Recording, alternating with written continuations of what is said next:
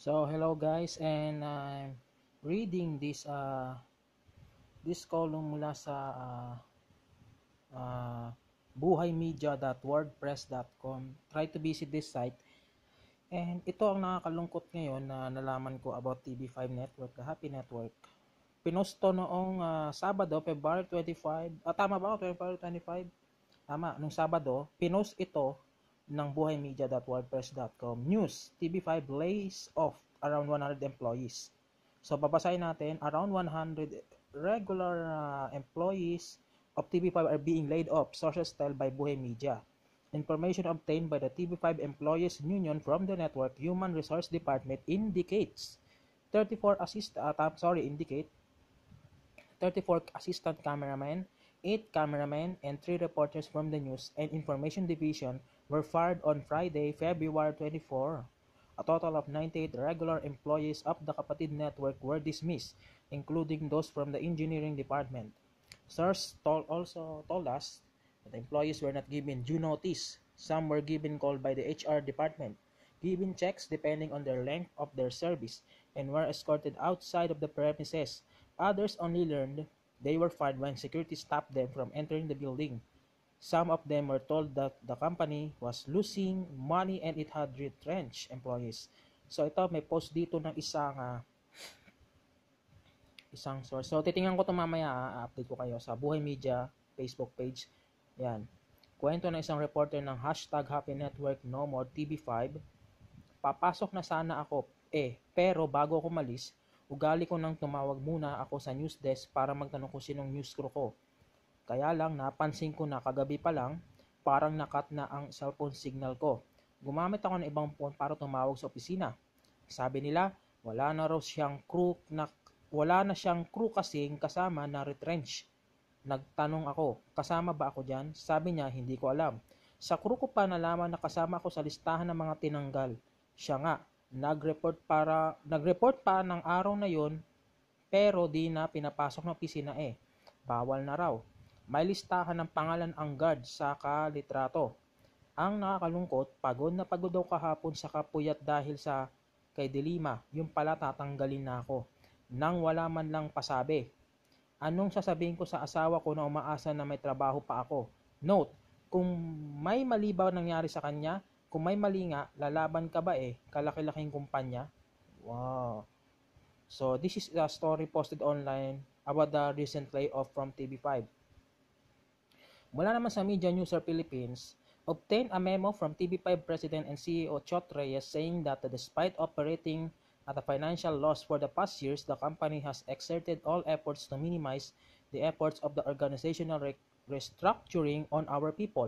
As a result of an extensive study, it has become evident that some jobs and skills were no longer required by the company, while some other positions are deemed overmanned. A second wave of layoff is expected next week, itong linggo na to. One source says that the next termination might include those in the supervisory and managerial positions. Nako. But it is yet to be confirmed on Monday, ngayong araw na to, February 27. Nako. Nababangkrap. Kaya pa napansin ko marami wala nang palabas masyadong TV5 ngayon. Puro PBA, puro pagbebenta yung mga napapanood ko. Pati sa Action TV. Nako. Basahin na lang natin to Mula to sa statement ng TV5 Employees Union. Noong nakaraang Biyernes, February 24, 2017, ipinatawag ng management ang pamunuan ng ating union. Sinabi nila na kailangan daw magtanggal ng higit sa 100 manggagawa, 98 mula sa rank and file at iba ay mga nasa supervisor at managers. Pagdadahilan nila na nalulugi na daw ang kumpanyang TV5. Lingid sa ating kalaman, habang nagaganap ang usapan, ay kinausap at binigyan ng memo ang mga manggagawang target nilang tanggalin. Sa araw ding iyon, ibinigay ng management sa atin ang listahan ng mga manggagawang tinanggal at tatanggalin na umabot na sa 98 na miyembro ng ating union. Napag-alaman natin na ang dahilan na nakasaad sa memo ay hindi daw sila qualified sa kasalukuyan nilang position ayon sa kanilang evaluation. Taliwas ito sa pahayag nila na naganap na meeting na kailangan daw nila itong gawin para mag-survive pa ang kumpanya sa pagkalugi. Ang masakit pa marami sa atin na mahigit pa 10 taon sa kasalukuyang posisyon at saka lang nila sasabihin na hindi tayo qualified. Hindi magkatugma ang kanyang pahayag sa pamunuan ng Unyon at maging sa mga kasapi ng Unyon na kanyang nais tanggalin. Mga kasama, malinaw na mensahe ng pakanang ito ng kumpanyang TV5, pangunahin niyang layunin ay huwag nang mabawasan ang kanyang tubo at higit pa itong palakihin sa anyo ng pagtatanggal ng regular na manggagawa at pagpapatupad ng contractualization. So parang ano talaga. Magagawa lamang niya ito kung pahinain niya ang ating unyon na tanging sandigan ng mga manggagawang inapi at sukdulang pangbuwagin ito. Tahasan ding ang ginawang paglabag ng kumpanyang TV5 sa ating mga karapatan na isinaad ng batas ayon sa Labor Code. Kailangan ng 30 days notice mula sa management kung may balak na retrenchment o pagsasara ng kumpanya at kaakibat dito ang kanilang dahilan. Nako. Para sa kaalaman ng lahat, ang TV5 ay under sa MPIC o Metro Pacific Investment Corporations ni Manuel B. Pangilinan. Ibig sabihin, maaari niya itong isalba o tulungan gamit ng iba pang kumpanya na pag-aari niya na may limpak-limpak na tubo hanggang sa ganap na pagbangon nito. Sa katunayan, nakasulat sa financial statement ng TV5 na galing sa Securities and Exchange Commission na ang perang ipinambili ni MVP sa TV5 ay nagmula sa retirement fund ng PLDT. Kapag para sa kanyang pakinabang kaya niyang gumawa ng paraan, pero bakit ang pagsalba sa manggagawa hindi niya magawa? Hindi parehas ang laban. Bilang mga manggagawa ng media, meron tayong mga responsibilidad. Responsibilidad natin na maghatid ng serbisyo at tamang impormasyon sa mamamayan.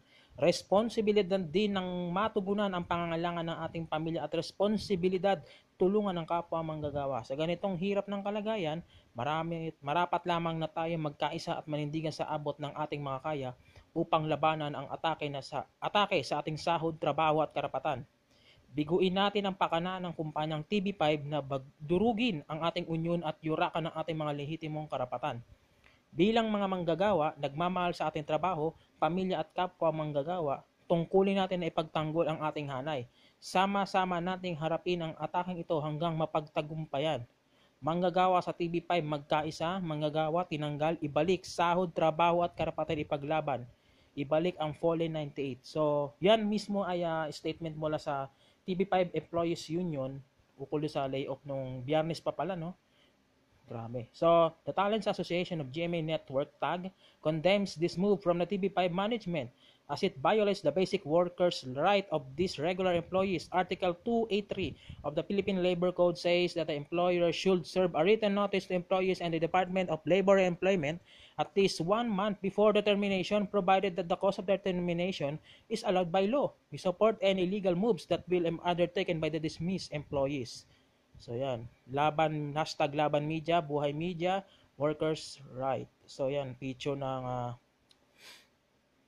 mismo ng mga empleyado ng TV5 sa kanilang control room sa, alam ko, kung di ako nagkakamali, sa Reliance. So, panoorin natin itong video noong March 2016. Last year pa panoorin natin nagrereklamo na sila. Panoorin natin, guys. Ay ginagawa yung mga contractual na nanaayon sa ating civil, ito'y pinagbabawal.